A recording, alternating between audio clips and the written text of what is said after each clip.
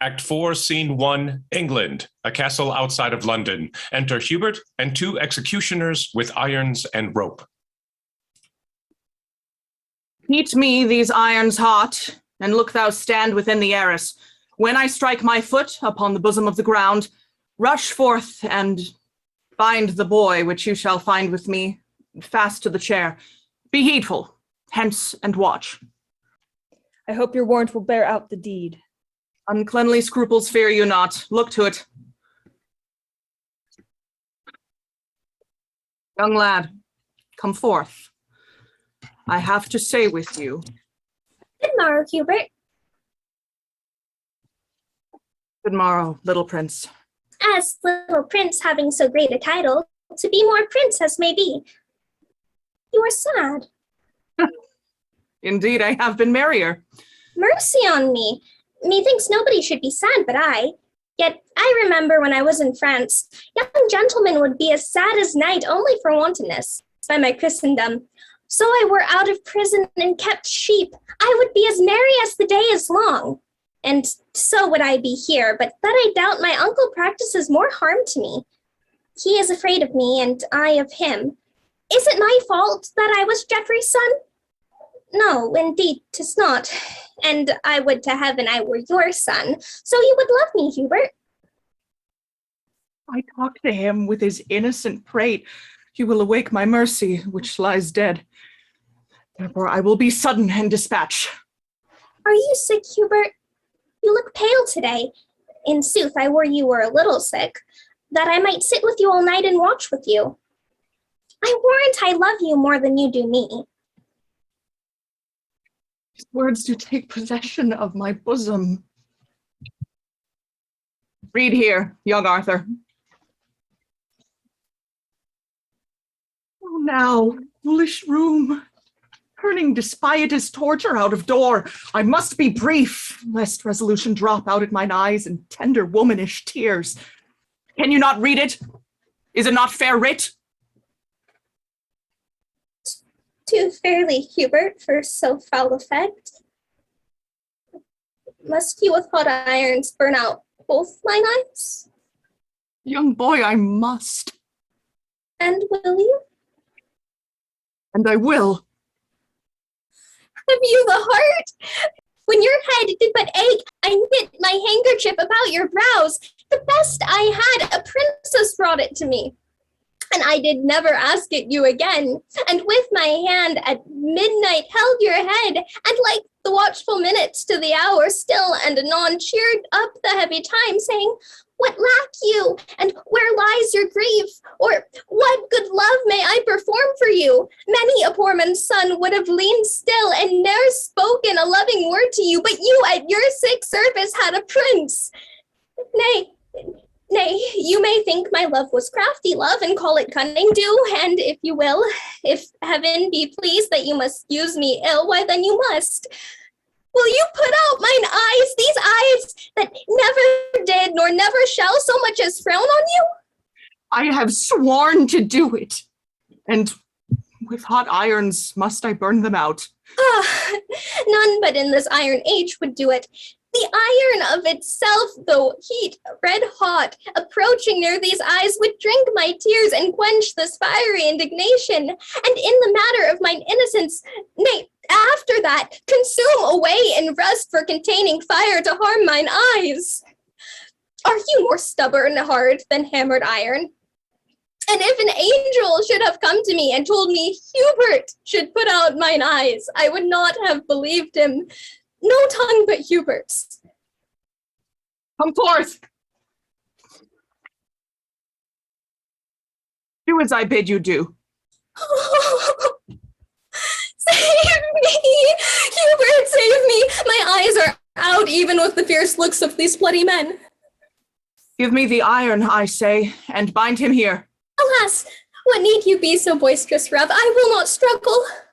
I will stand stone still. For God's sake, Hubert, let me not be bound. Hear me, Hubert. Drive these men away. I will sit as quiet as a lamb. I will not stir, nor wince, nor speak a word, nor look upon the iron angrily thrust, but these men away and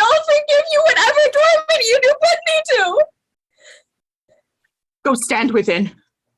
Let me alone with him. I am best pleased to be from such a deed. Alas, I then have chid away my friend. He hath a stern look, but a gentle heart. Let him come back. Let his compassion may give life to yours. Come, boy. Prepare yourself. Is there no remedy? None but to lose your eyes.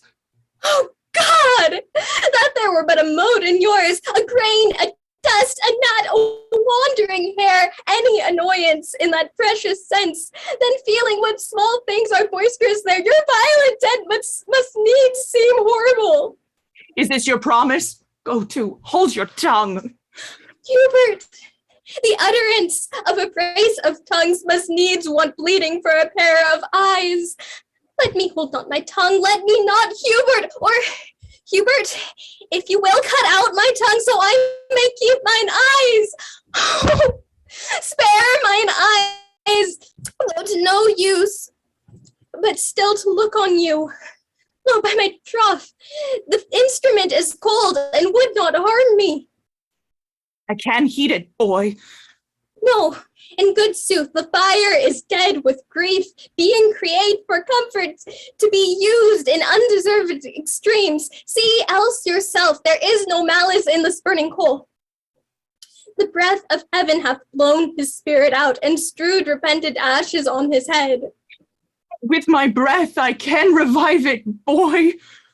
And if you do, you will make it blush and glow with shame from your proceedings, Hubert. Nay, it perchance will sparkle in your eyes, and like a dog is compelled to fight, snatch at his master that doth tar him on. All things that you should use to do me wrong deny their office. Only you do lack the mercy which fierce fire and iron extends. Creatures of note for mercy lacking uses. Well, see to live. I will not touch thine eye for all the treasure that thine uncle owes.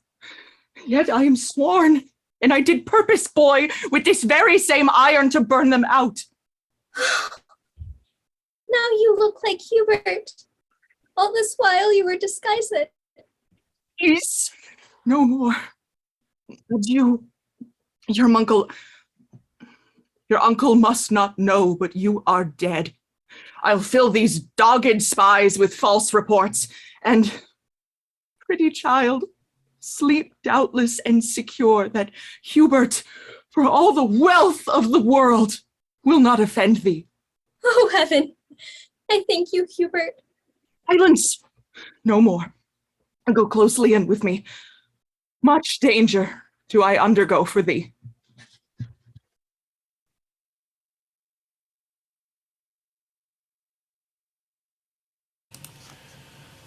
Act 4, Scene 2, London, a hall in the royal palace. Enter King John, ascending the throne, Pembroke and Salisbury. Here, once again we sit, once again crowned, and looked upon, I hope, with cheerful eyes.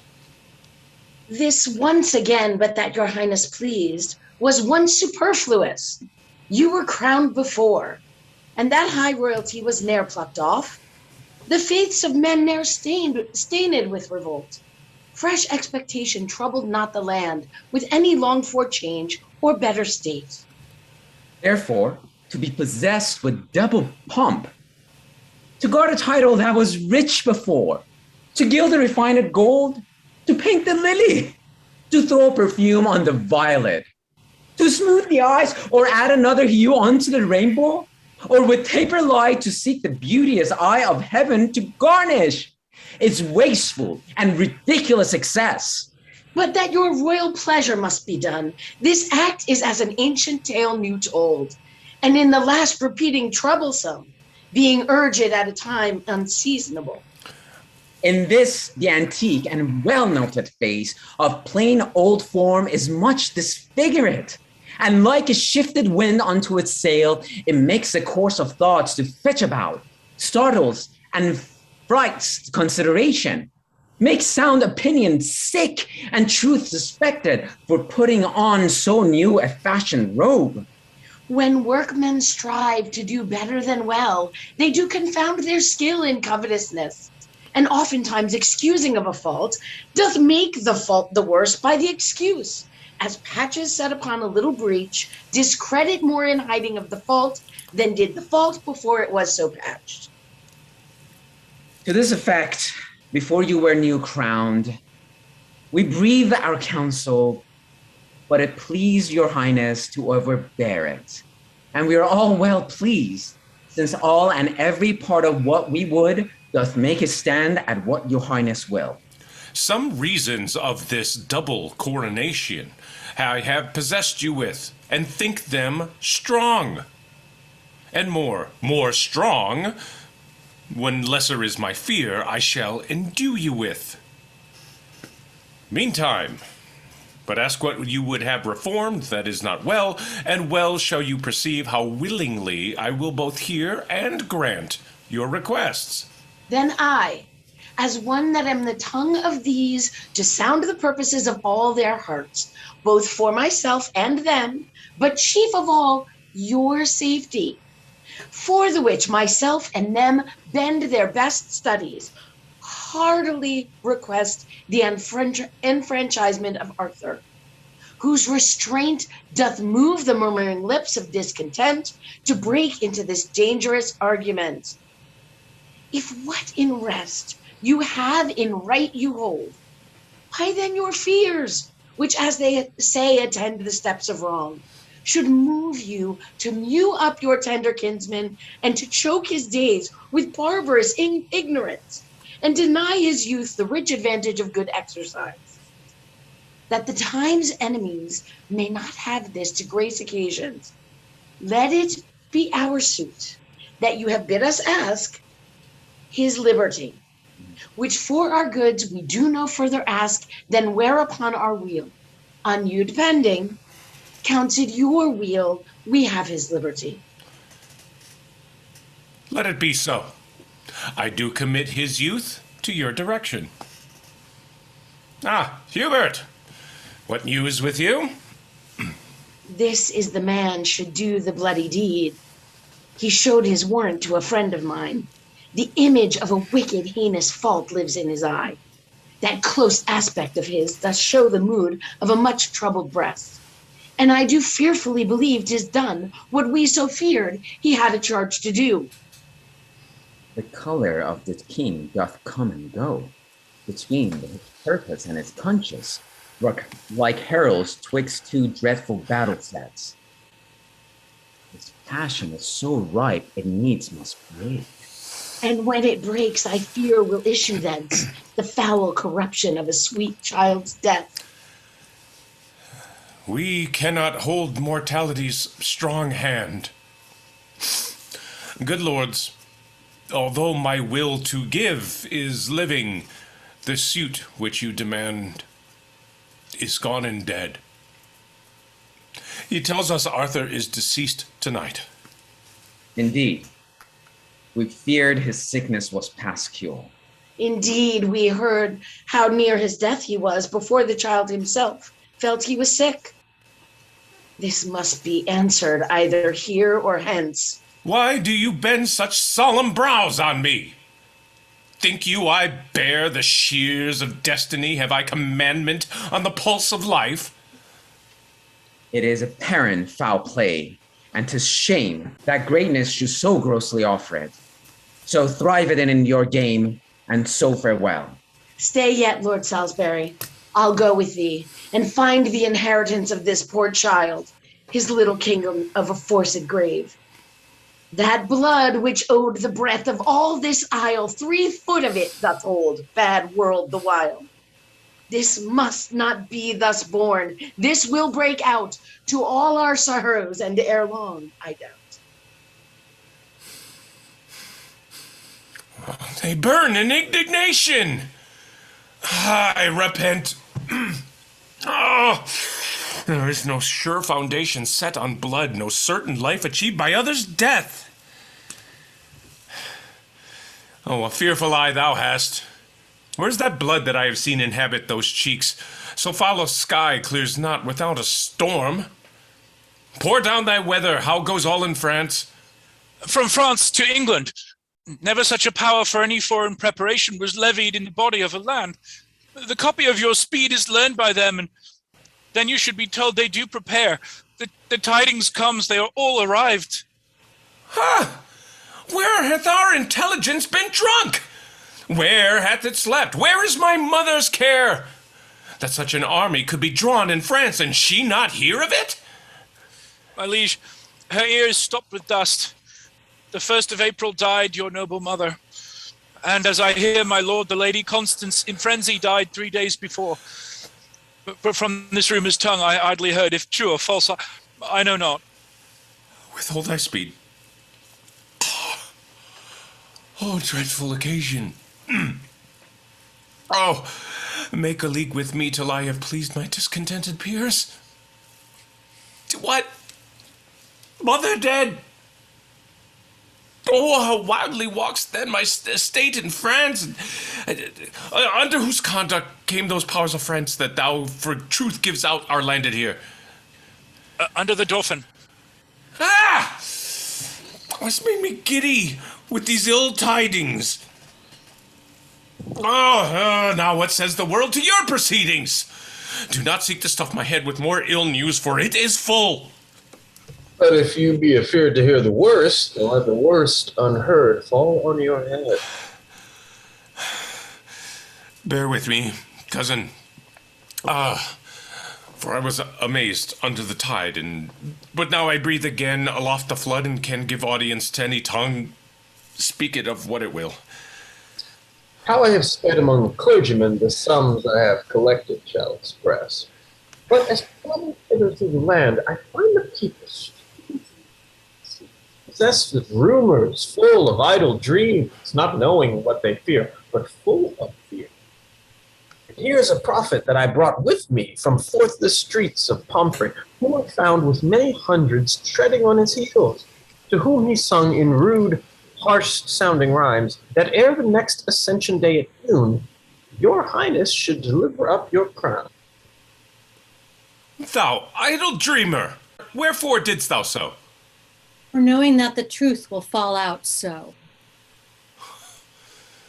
Hubert, away with him, imprison him, and on that day at noon whereon he says I shall yield up my crown, let him be hanged. Deliver him to safety in return, for I must use thee. Oh, my gentle cousin. Hearest thou the news abroad who are arrived? The French, my lord, men's mouths are full of it. Besides, I met Lord Bigot and Lord Salisbury with eyes as red as new enkindled fire, and others more, going to seek the grave of Arthur, whom they say is killed tonight on yours. Oh, gentle kinsman, go and thrust thyself into their companies. I have a way to win their loves again. Bring them before me. I will seek them out. Nay, but make haste. Better foot before. Let me have no subject enemies when adverse foreigners affright my towns with dreadful pomp of stout invasion. Be Mercury, set feathers to thy heels, and fly like thought from them to me again. The spirit of the time shall teach us. Spoke like a spriteful, noble gentleman. You, go after him, for perhaps he shall some messenger betwixt me and the peers, and be thou he. With all my heart, my liege. My mother dead! My lord, they say 5 moons were seen tonight. 4 fixed, and the 5th did whirl about the other 4 in wondrous motion. 5 moons! Old men and beldams in the street do prophecy upon it dangerously. Young Arthur's death is common in their mouths, and when they talk of him, they shake their heads and whisper one another in the ear. And he that speaks doth grip the hearer's wrist, whilst he that hears makes fearful action with wrinkled brows, with nods, with rolling eyes.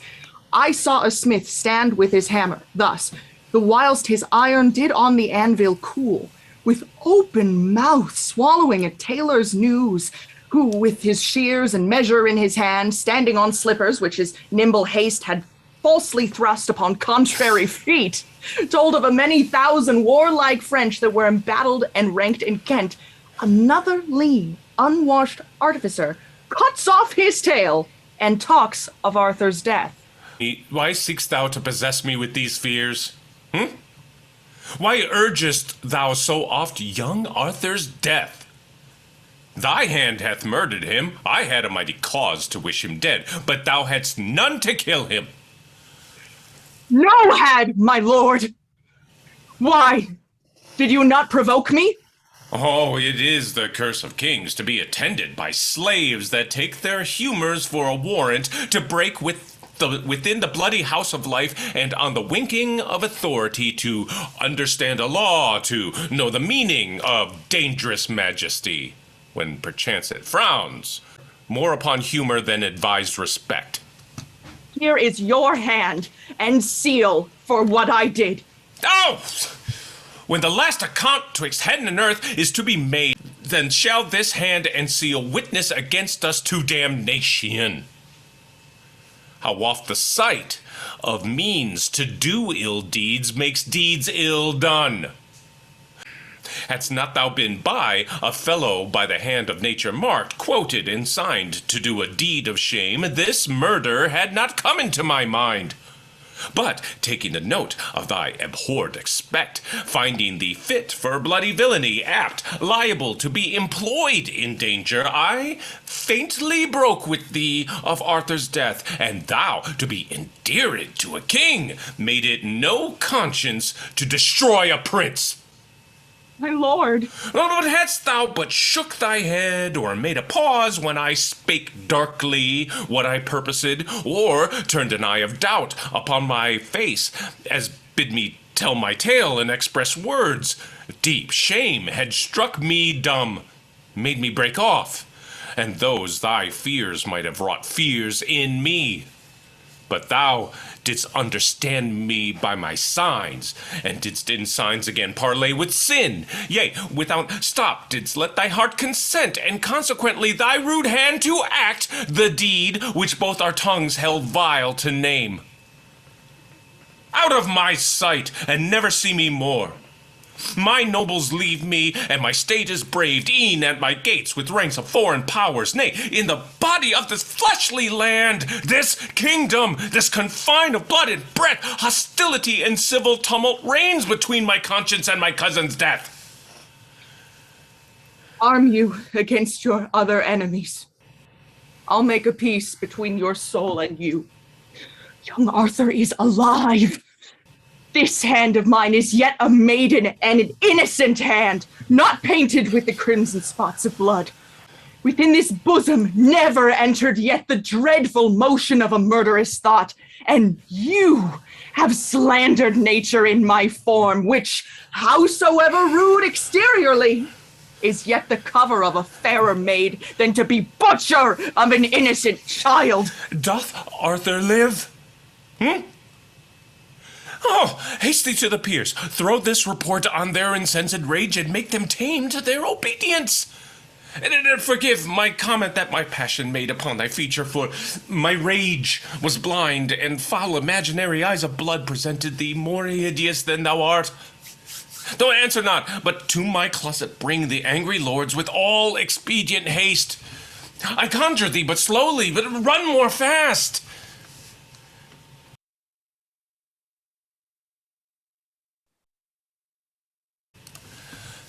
Act 4, Scene 3, the castle walls of Arthur's prison. Enter Arthur, on the walls, dressed as a shipboy.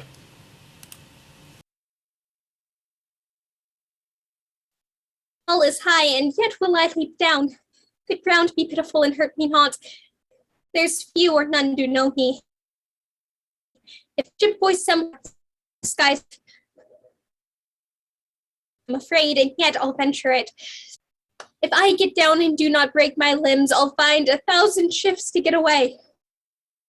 And go as die and stay. Oh me! My uncle's spirit is in these stones. Heaven, take my soul, and England keep my bones. Lords, I will meet him at St. Edmundsbury. It is our safety, and we must embrace this gentle offer of the perilous time. Who brought that letter from the cardinal? The Count Melou, a noble lord of France, whose private with me of Duffon's love is much more general than these lines import. Tomorrow morning, let us meet him then. Or rather than set forward, for 'twill be 2 long days' journey, lords, or ere we meet. Once more today well met, distempered lords. The king by me requests your presence straight. The king hath disposed himself of us. We will not line his thin disdained cloak with our pure honors, nor attend the foot that leaves a print of blood where'er it walks. Return and tell him so. We know the worst. Whatever you think, good words I think were best. Our griefs and not our manners reason now. But there is little reason in your grief. Therefore, to a reason you had manners now. Sir, impatience hath his privilege. 'Tis true, to hurt his master, no man's else. This is the prison. What as he lies here? O death, made proud with pure and princely beauty! The earth had not a hole to hide this deed. Murder! As hating what himself has done, doth lay it open to urge on revenge. Or when he doomed this beauty to a grave, found it too precious princely for a grave. Sir Richard, what do you think? You have beheld, or have you read, or heard, or could you think, or do you almost think, although you see, that you do see? Could thoughts without this object from such another? This is the very top, the height, the crest, or crest unto the crest of murderer's arm. This is the bloodiest shame, the wildest savagery, the vilest stroke that ever wall-eyed wrath or staring rage presented to the tears of soft remorse. All murders past do stand excused in this. And this, so sole and so unmatchable, shall give a holiness, a purity to the yet unbegotten sin of times, and prove a deadly bloodshed but a jest, exampled by this heinous spectacle. It is a damned and a bloody work, a graceless action of a heavy hand, if that it be the work of any hand. If that be the work of any hand? We had a kind of light what would ensue. It is the shameful work of Hubert's hand, the practice and the purpose of the king, from whose obedience I forbid my soul, kneeling before this ruin of sweet life, and breathing to his breathless excellence the incense of a vow, a holy vow, never to taste the pleasure of the world, never to be infected with delight, nor conversant with ease and idleness, till I have set a glory to this hand by giving it the worship of revenge. Our souls religiously confirm thy words. Lords, I am hot with haste in seeking you. Arthur doth live. The king hath sent for you. Oh, he's bold and blush not at death. Avaunt, thou hateful villain, get thee gone. I am no villain. Must I rob the law? Your sword is bright, sir. Put it up again. Not till I sheathe it in a murder's skin. Stand back, Lord Salisbury. Stand back, I say. By heaven, I think my sword's as sharp as yours. I would not have you, Lord, forget yourself, nor tempt the danger of my true defense, lest I, by marking of your rage, forget your worth, your greatness, and nobility. Out, dunghill! Darest thou brave a nobleman? Not for my life, but yet I dare defend my innocent life against an emperor. Thou art a murderer. Do not prove me so. Yet I am none. Whose tongue soever speaks false, not truly speaks. Who speaks not truly, lies. Cut him to pieces. Keep the peace, I say. Stand by, or I shall gall you, Falconbridge. Thou wert better gall the devil, Salisbury. If thou but frown on me, But stir thy foot, or teach thy hasty spleen to do me shame, I'll strike thee dead. Put up thy sword betime, or I'll so maul you and your toasting iron that you shall think the devil is come from hell. What wilt thou do, renowned Falconbridge, second a villain and a murderer? Lord Bigot, I am none. Well, who killed this prince? Oh. It's not an hour since I left him well. I honored him. I loved him and will reap my date of life out for his sweet life's loss. Trust not those cunning water of his eyes, for villainy is not without such room, and he, long traded in it, makes us seem like rivers of remorse and innocency. Away with me, all you whose soul abhor the uncleanly savors of a slaughterhouse, for I am stifled with this smell of sin. Away toward Berry, to the Dauphin there. There, tell the king he may inquire us out. Well, here's a good world. Knew you of this fair work? Beyond the infinite and boundless reach of mercy, if thou didst this deed of death, art thou damned, Hubert? You would hear me, sir. Ha! Well, I'll tell thee what.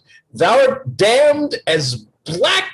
Nay, nothing is so black. Thou art more deep damned than Prince Lucifer. There is not yet so ugly a fiend of hell as thou shalt be if thou didst kill this child.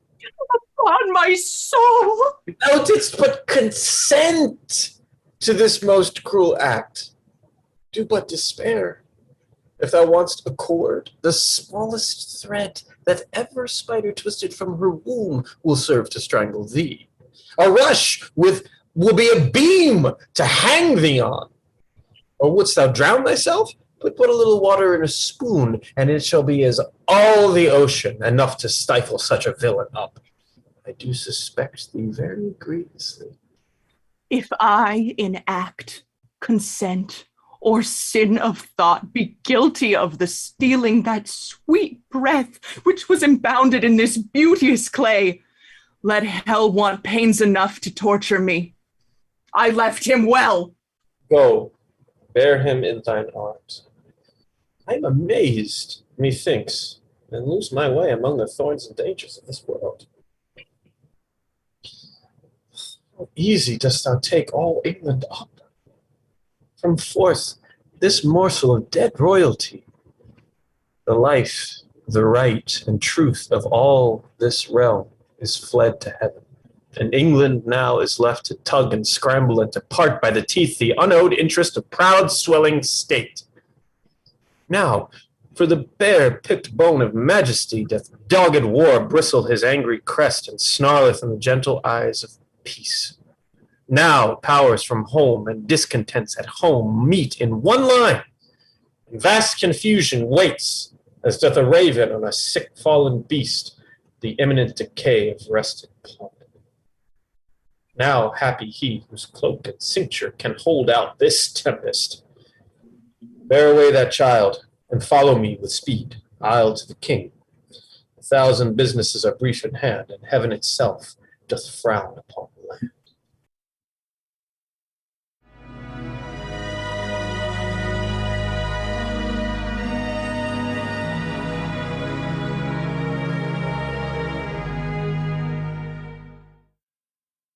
Act 5, Scene 1, London, an antechamber in the royal palace. Enter King John and Pandolph with the crown. Thus have I yielded up into your hand the circle of my glory. Take again from this hand as holding of the Pope your sovereign greatness and authority. Now, keep your holy word. Go meet the French, and from his holiness use all your power to stop their marches, for we are inflamed. Our discontented counties do revolt, our people quarrel with obedience, swearing allegiance and the love of soul to stranger blood, to foreign royalty.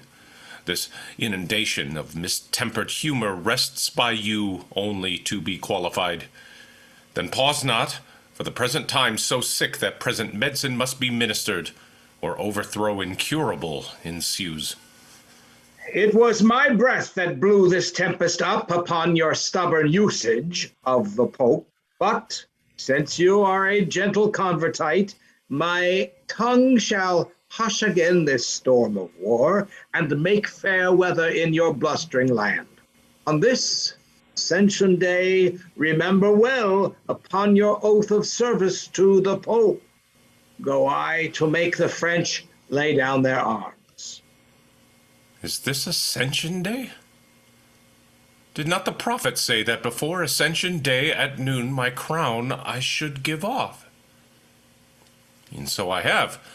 I did suppose it should be on constraint, but God be thanked it is but voluntary. All Kent hath yielded. Nothing there holds out but Dover Castle. London hath received like a kind host the Dauphin's powers.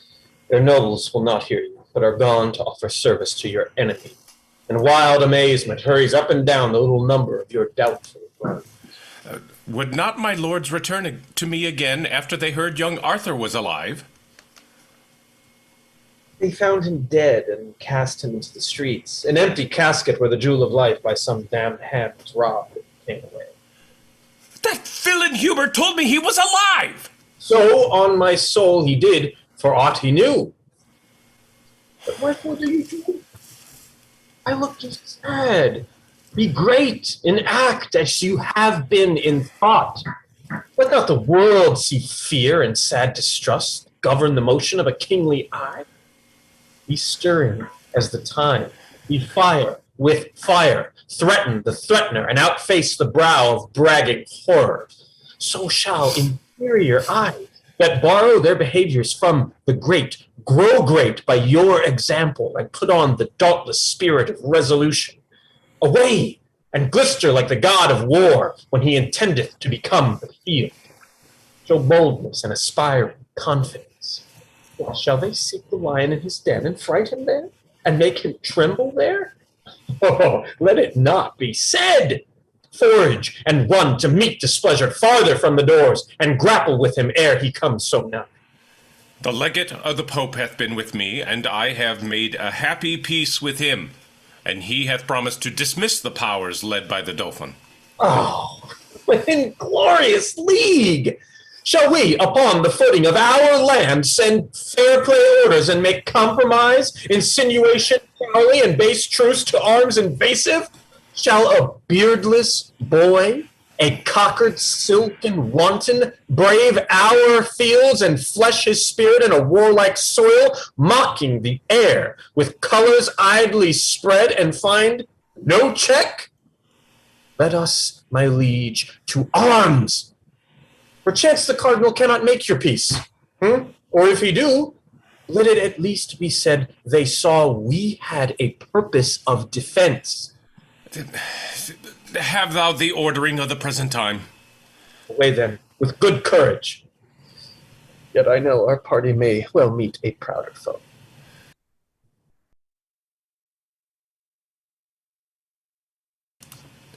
Act 5, Scene 2, St. Edmundsbury. Louis the Dauphin's camp.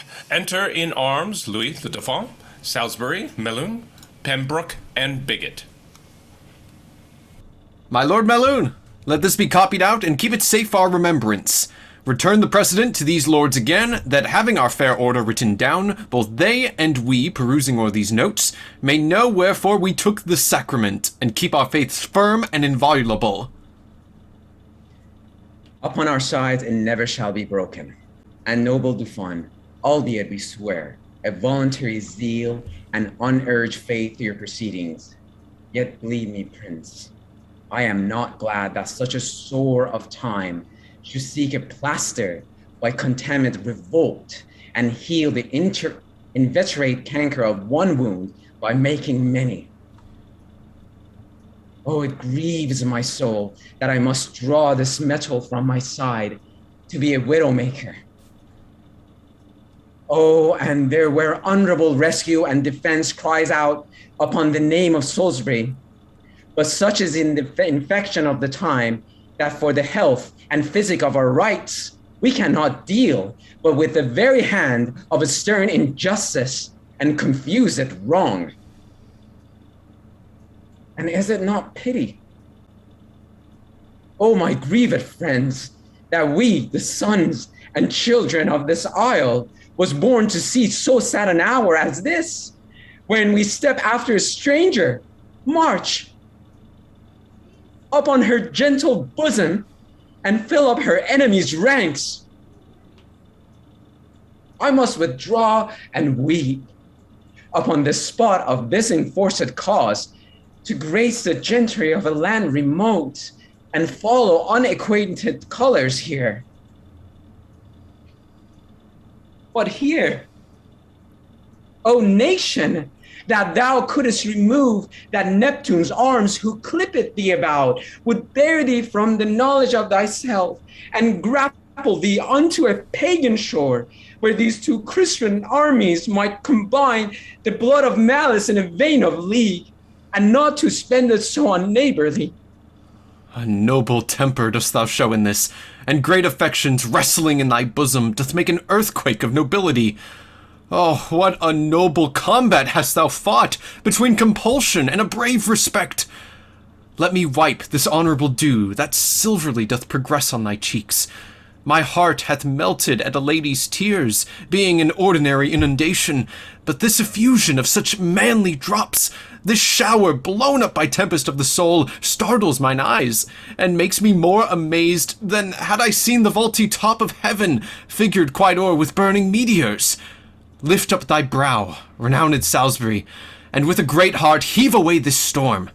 Commend these waters to those baby eyes that never saw the giant world enraged, nor met with fortune other than at feasts full warm of blood, of mirth, of gossiping. Come, come, for thou shalt thrust thy hand as deep into the purse of rich prosperity as Louis himself. So, nobles, shall you all, that knit your sinews to the strength of mine, and even there, methinks, an angel spake.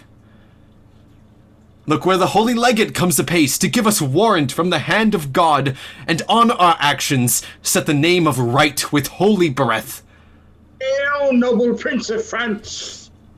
The next is this. King John hath reconciled himself to Rome. His spirit is come in that so stood out against the Holy Church, the great metropolis and see of Rome. Therefore thy threatening colors now wind up, and tame the savage spirit of wild war that, like a lion fostered up at hand, it may lie gently at the foot of peace, and be no further harmful than in show. Your grace shall pardon me, I will not back. I am too high born to be propertied, to be a secondary at control, or useful serving man, an instrument to any sovereign state throughout the world. Your breath first kindled the dead cold of wars between this chastised kingdom and myself, and brought in matter that should feed this fire. And now 'tis far too huge to be blown out with that same weak wind which enkindled it. You taught me how to know the face of right, acquainted me with interest to this land, yea, thrust this enterprise into my heart, and come you now to tell me John hath made his peace with Rome? What is that peace to me? I, by the honor of my marriage bed, after young Arthur claimed this land for mine, and now it is half conquered, must I back because that John hath made his peace with Rome? Am I Rome's slave? What penny hath Rome borne? What men provided? What munitions sent to underprop this action? Is not I that undergo this charge? Who else but I, and such as to my claim are liable, sweat in this business and maintain this war? Have I not heard these islanders shout out, Vive le Roi, as I have banked their towns? Have I not here the best cards for the game to win this easy match played for a crown? And shall I now give o'er the yielded set? No, no, on my soul, it never shall be said. You look but on the outside of this work. Outside or inside, I will not return till my attempt so much be glorified as to my ample hope was promised, before I draw this gallant head of war and cull these fiery spirits from the world to outlook conquest and to win renown even in the jaws of danger and of death. What lusty trumpet thus to summon us? According to the fair play of the world, let me have audience. I am sent to speak, my holy lord of Milan, from the king. I come to learn how you have dealt for him, and as you answer, I do know the scope and warrant limited unto my tongue. The Dauphin is too willful opposite and will not temporize with my entreaties. He flatly says he'll not lay down his arms. By all the blood that ever fury breathed, the youth says well. Now hear our English king, for thus his royalty doth speak in me. He is prepared, and reason too he should. This apish and unmannerly approach, this harnessed mask and unadvised revel, this unheard sauciness and boyish troops, the king doth smile at, and is well prepared to whip this dwarfish war, these pygmy arms, from out the circle of his territories.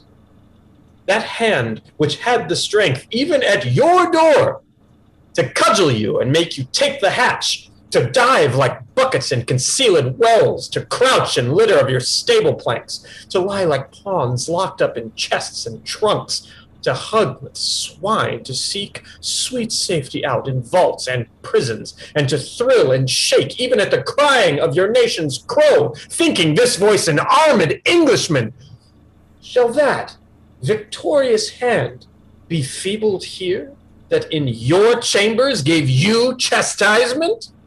No, no, the gallant monarch is in arms, and like an eagle o'er his airy towers to souse annoyance that comes near his nest. And you, degenerate, you ingrate revolts, you bloody Neros, ripping up the womb of your dear mother England, blush for shame! For your own ladies and pale-visaged maids, like Amazons come tripping after drums, their thimbles into armed gauntlets change, their needles to lances, and their gentle hearts to fierce and bloody incarnation. There end thy brave, and turn thy face in peace. We grant thou canst outscold us, fare thee well. We hold our time too precious to be spent with such a brobbler. Give me leave to speak. No, I will speak. We will attend to neither. Strike up the drums and let the tongue of war plead for our interest and our being here. Indeed, your drums, being beaten, will cry out, and so shall you, being beaten. Do but start and echo with the clamor of thy drum, and even at hand a drum is ready braced that shall reverberate all as loud as thine. Sound but another, and another shall, as loud as thine, rattle the welkin's ear and mock the deep-mouthed thunder. For at hand, not trusting to this halting legate here, whom he hath used rather for sport than need, is warlike John, and in his forehead sits a bare-ribbed death, whose office is this day to feast upon whole thousands of the French. Strike up our drums to find this danger out. Thou shalt find it, Dauphin. Do not doubt.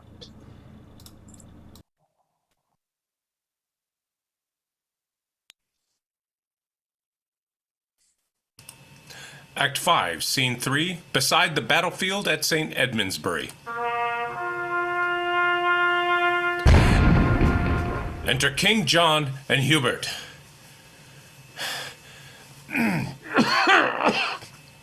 How goes the day with us?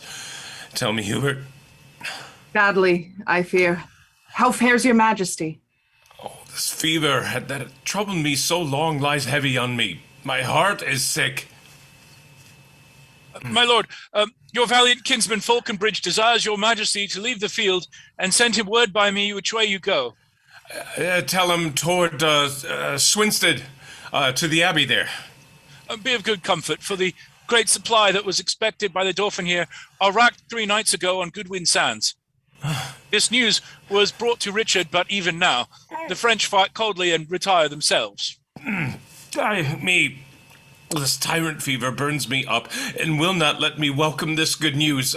Set on towards Swinstead, to my litter straight. Weakness possesseth me, and I am faint.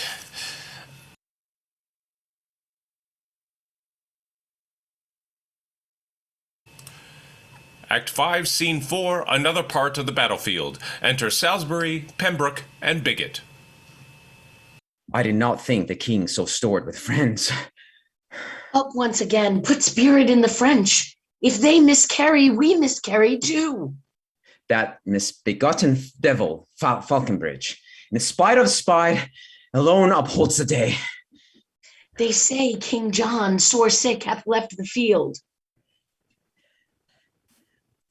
Lead me to the revolts of England here. When we were happy, we had other names. It is the Count Maloon. Wounded to death. Fly, noble English, you are bought and sold. Unthread the rude eye of rebellion and welcome home again discarded faith. Seek out King John and fall before his feet. For if the French be lords of this loud day, he means to recompense the pain you take by cutting off your heads. Thus hath he sworn, and I with him, and many more with me, upon the altar at St. Edmundsbury, even at that altar where we swore to you, dear amity and everlasting love. May this be possible? May this be true? Have I not hideous death within my view, retaining but a quantity of life, which bleeds away even as a form of wax resolveth from this figure against the fire? What in the world should make me now deceive?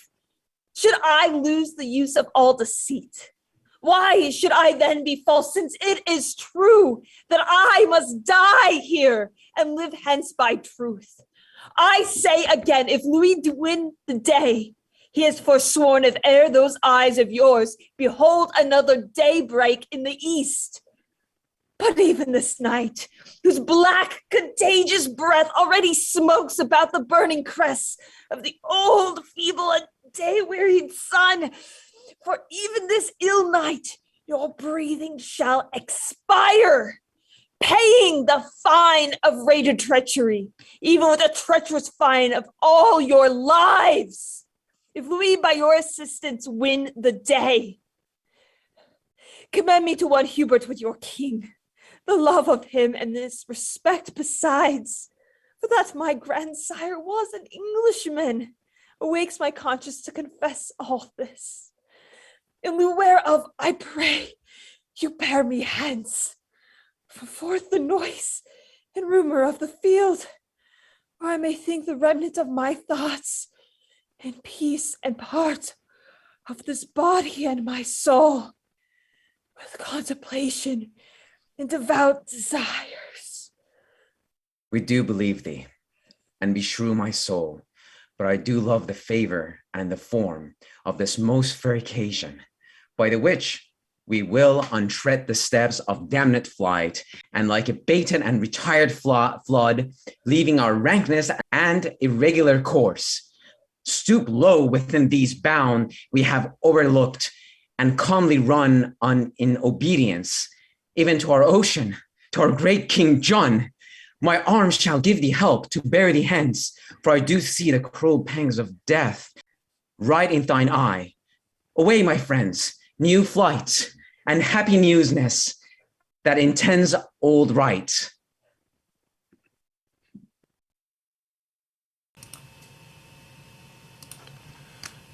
Act 5, Scene 5, the French camp at St. Edmundsbury. Enter Louis the Dauphin. The Son of Heaven methought was loath to set, but stayed and made the western welkin blush, when English measured backward their own ground in faint retire. Oh, bravely came we off, when with the volley of our needle shot, after such bloody toil, we bid good night, and wound our tottering colours clearly up, last in the field, and almost lords of it. Where is my prince, the Dauphin? Here, what news? The Count Melun is slain. The English lords, by his persuasion, are again fallen off, and your supply, which you have wished so long, are cast away and sunk on Godwin sands. Foul, shrewd news! Beshrew thy very heart! I did not think to be so sad tonight as this hath made me. Who was he that said King John did fly an hour or two before? The stumbling knight did part our weary powers. Whoever spoke it, it is true, my lord. Well, keep good quarter, and good care tonight. The day shall not be up so soon as I to try the fair adventure of tomorrow.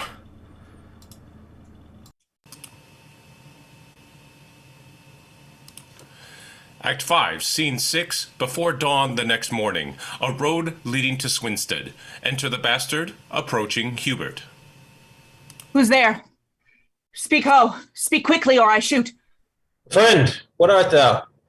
Of the part of England. Whither dost thou go? What's that to thee? Why may not I demand of thine affairs as well as thou of mine? Hubert, I think? Thou hast a perfect thought. I will upon all hazards well believe thou art my friend, that know'st my tongue so well. Who art thou? Who thou wilt, and if thou please, thou mayst befriend me so much as to think I come one way of the Plantagenets. Unkind remembrance. Thou, an endless night, have done me shame. Brave soldier, pardon me that any accent breaking from thy tongue should scape the true acquaintance of mine ear. Come, come. Sans compliment, what news abroad? Why, here walk I in the black brow of night to find you out. Brief then. And what's the news? My sweet sir, news fitting to the night, black, fearful, comfortless, and horrible. Show me the very wound of this ill news. I'm no woman, I'll not swoon at it. The king, I fear, is poisoned by a monk. I left him almost speechless and broke out to acquaint you with this evil, that you might the better arm you to the sudden time than if you had at leisure known of this. How did he take it? Who did taste to him? A monk, I tell you, a resolved villain, whose bowels suddenly burst out. The king yet speaks, and peradventure may recover. Who didst thou leave to tend his majesty? Why, know you not? The lords are all come back, and brought Prince Henry in their company, at whose request the king hath pardoned them, and they are all about his majesty. Hold thine indignation, mighty God, and tempt us not to bear above our power. I'll tell thee, Hubert, half my power this night, passing these flats, are taken by the tide. These Lincoln washes have devoured them. Myself, well mounted, hardly have escaped. Away before, conduct me to the king. I doubt he will be dead or ere I come.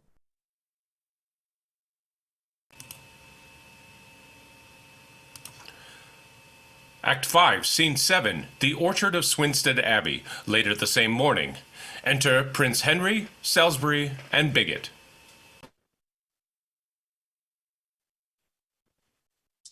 It is too late.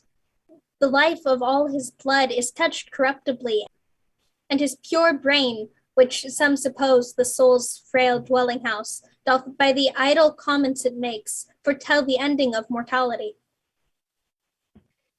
His Highness yet doth speak, and holds belief that being brought into the open air, it would allay the burning quality of that fell poison which assaileth him. Let him be brought into the orchard here. He is more patient than when you left him. Even now he sung. O vanity of sickness, fierce extremes in their continuance will not feel themselves. Death, having preyed upon the outward parts, leaves them invisible, and his siege is now against the mind, which he pricks and wounds with many legions of strange fantasies, which in their throng impressed to the last hold confound themselves. 'Tis strange that death should sing. I'm the signet to this pale faint swan, who chants a doleful hymn to his own death. and from the organ pipe of frailty sings his soul and body to their lasting rest. Be of good comfort, Prince, for you are born to set a form upon that indigest, which he hath left so shapeless and so rude.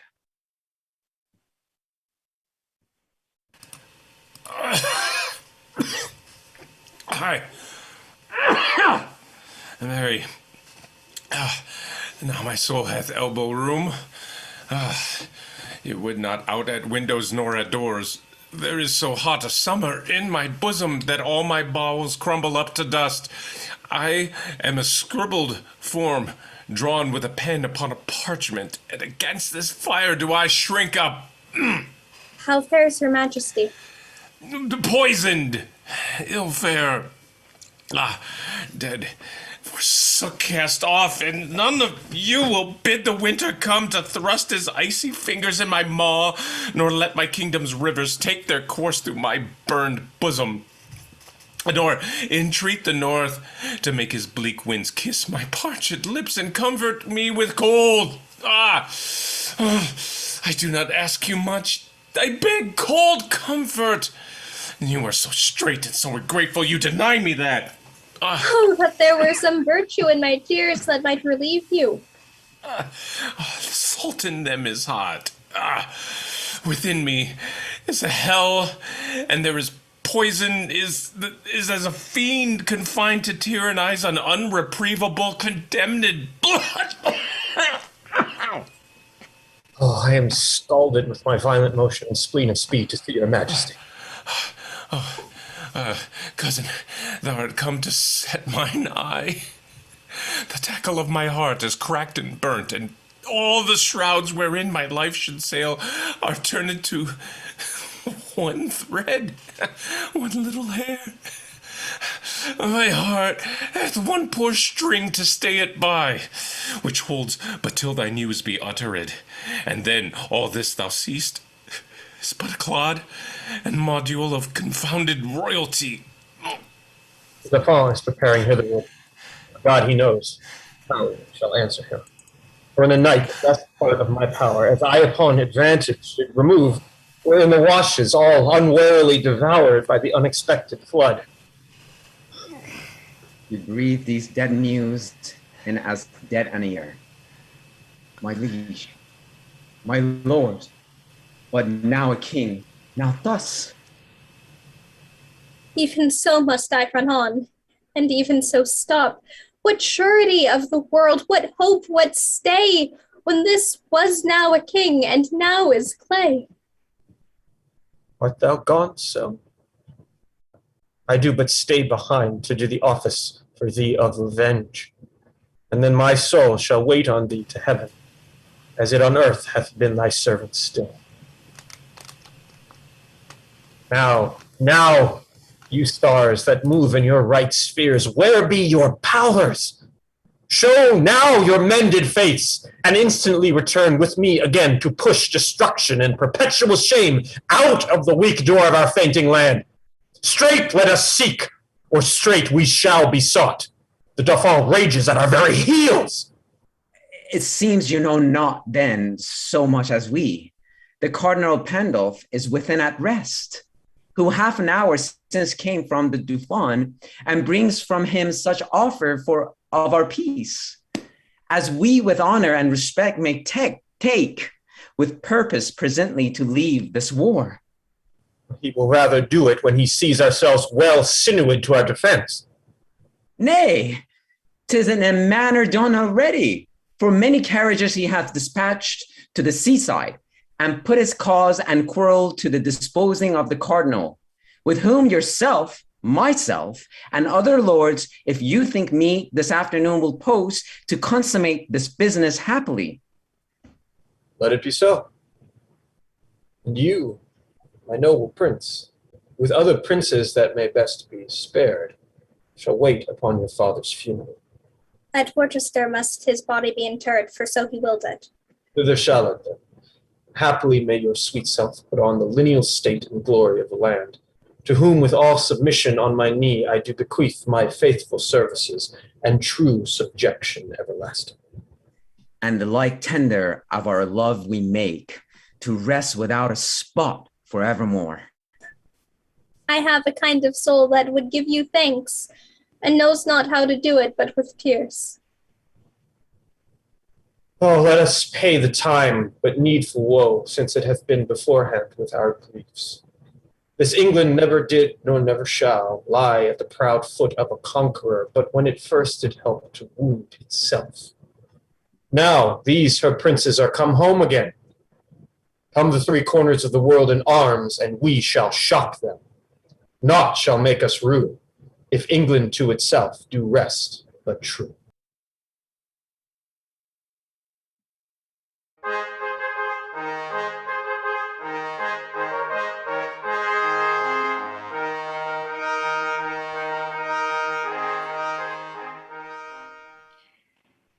We hope you enjoyed our reading of King John. Let's welcome back our players. Jason Rennie, Taylor Marr, Megan Wells, Julie Grossman, Ron Dorn, Nancy Pasquale, Chris Klein, Richard Conley, Emily Redmond Hall, Laura Kovalt, Mark Tracy, Hadley Hulka, Elizabeth Juvenal, and Nima Rand. And I'm Mary Carrick. Join us next time for Richard II.